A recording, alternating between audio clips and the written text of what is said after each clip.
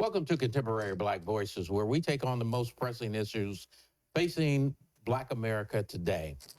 Unfortunately, today we're without two of our panelists, Caleb Alexander, New York Times bestselling author, and the lovely Dr. Sharon Michael Chadwell. Our topic today is going to be, are we better off today than we were yesterday? And when I say we, we're really talking about African Americans. What is it going to take for us to be able to realize unity? With the past election, we know that there's a lot of things that we are going to be facing. And what we must understand or try to figure out is that the only way we can protect ourselves is we have to depend on each other. So today I have two guests with me today, Brother Clement Sullivan and Dr. Andar, Brother Andar Ma'at. Brother Andar. Andar Maat. Yes, sir. Sorry. Thank you. And we're going to have this conversation today. But at first, I'm going to allow them to tell a little bit about themselves and who they are and why they're here. Brother Andar? Well, of course, I always appreciate the opportunity to sit on the platform with you and, of course, your other panelists who is not here today, but we appreciate the opportunity always. Sure. My name is, of course, Andar Ma'at. I am the co-founder and director for the Pan-African Cultural Community. We're an organization that creates cultural programs and events within the San Antonio community that brings together the African-American community and people of African descent to build on the idea of unity through cultural unity. Okay. In the sense we create cultural events such as Kwanzaa Market Festival, the Pan-African Cultural Festival, Day of Ma'afa, and other cultural events throughout the year. This creates a space and a place for us to come together and have some amazing conversations, learning about each other, looking back at history in order that we may plan for a greater future. So in a nutshell, our organization is really designed to create unity within the community for family and for individuals to learn about greater knowledge of themselves. And just real quickly, how long have you been doing that? That's an excellent question, because in all honesty, brother, 20 years ago, I worked with the Organization of Black Unity, and then after that, I've been working with the Pan-African Cultural Community beyond that. So in all estimation, since probably about 25 years of age, and of course, Wow. You're only 25, aren't you? Hey, you know.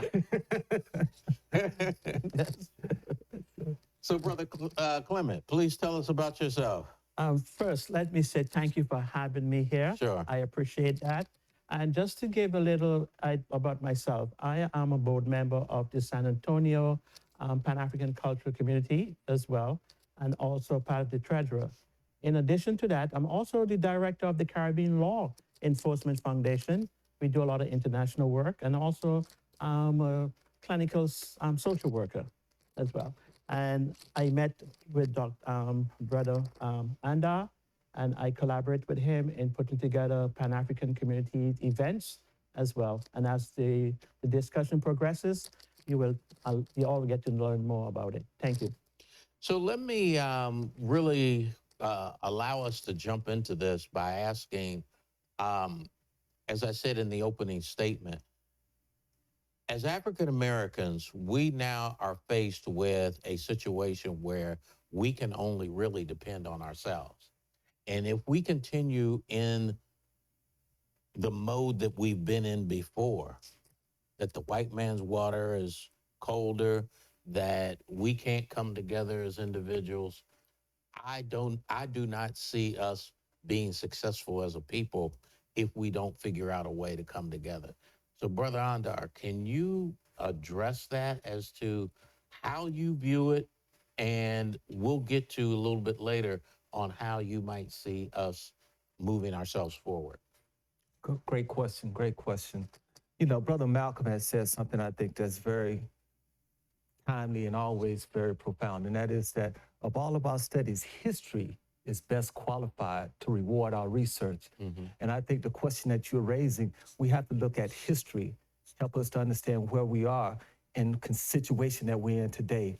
Historically, especially during the time of Jim Crowism and segregation, the Black community was more structured, organized, meaning that we lived together, we worked together, we built together collectively because we was forced into a situation and a condition that made us depend on each other.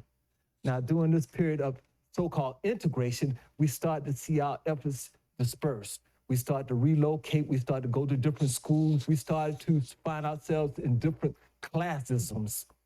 So I think presently, in the situation that we're looking at today, we have to go back to the time where not necessarily being forced, but by self-determination, Right. meaning that we have to be determined to come together. Right. Because our success and our progress has always been dependent on us being organized, unified, and working together. Excellent. So, Brother Clement, do you see a way for us to be able to do this? Yes. I often say that Black people are at their best when faced with circumstances that is oppressive or appear oppressive. For some reason, a circumstance is what can generate us to become too unified. Whether it could be a political situation Sure. that can prompt us that we have no choice. And history have shown that many of our accomplishments for each and every one of us happen under an oppressive condition where the best of us comes out. Somehow the God in us comes out.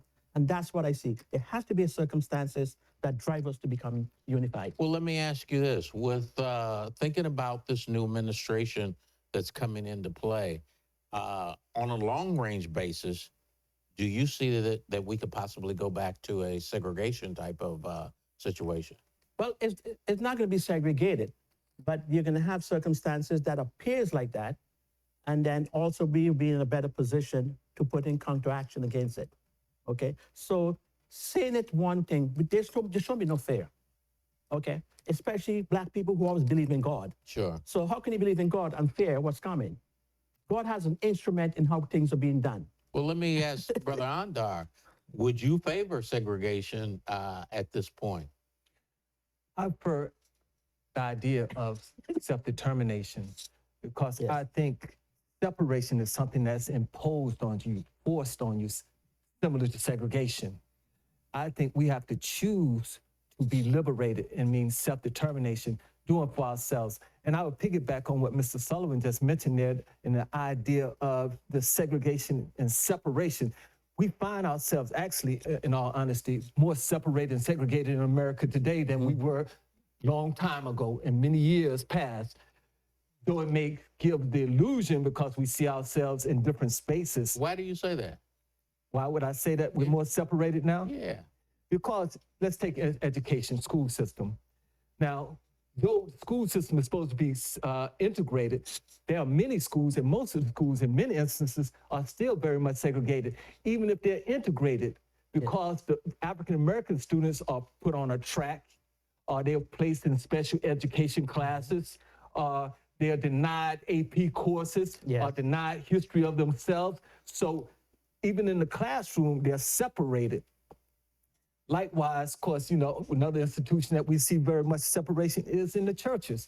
Every Sunday morning, we separated in the sense we're divided. Most Black We're people definitely segregated on Sunday. Yeah, That's so true. the idea is that how do we get to a point where we start to build on our self-determination, meaning creating for ourselves, doing for ourselves, and not being forced into a situation. And I hope that this time in history, what we will find ourselves is not being pushed to do something because forces outside of us are causing us to do it, but because we know this is the right and just thing to do.